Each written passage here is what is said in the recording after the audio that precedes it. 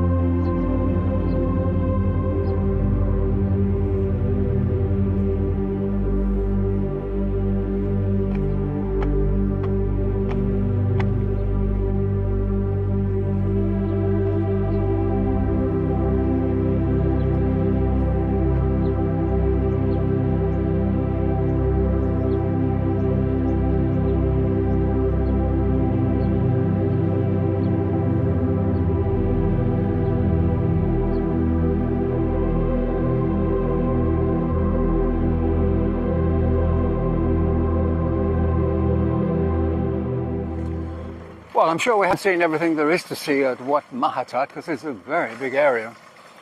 But we'll just walk across the road. This is Wat Si Sawai with the really large chedi. We'll go take a closer look at that.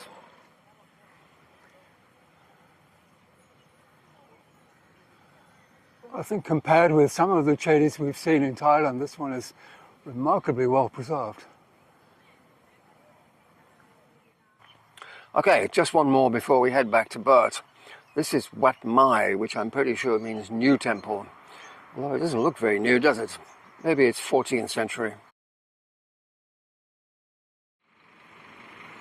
And Bert, I'm pretty sure, is over there somewhere in amongst this mess of buses and buggies and bikes and trams and goodness knows what. We'll find him somewhere. Well, having walked about 500 kilometers this morning, I can understand why people get on those bicycles. But I decided to make an executive decision that this would be the place for today, and it's actually one of the most famous. 57 from 68 years ago. As we can see from the sign here, it's Wat Si Chum.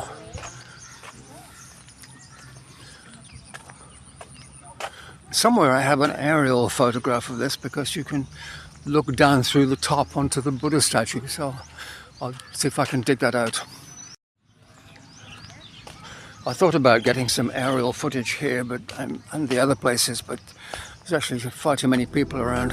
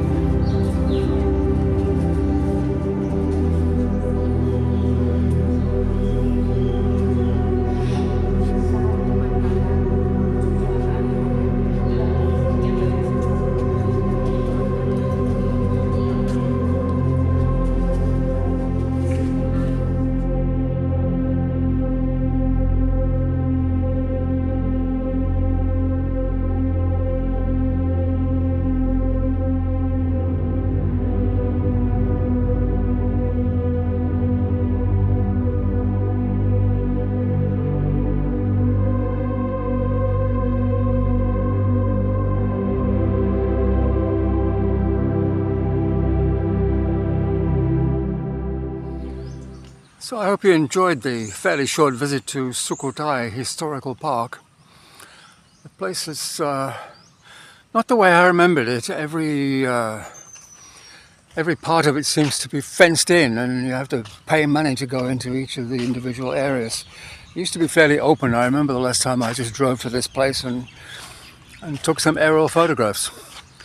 But no matter, it's certainly worth visiting, but trust me, you want to get here as early as possible, because there's literally thousands and thousands of people here now.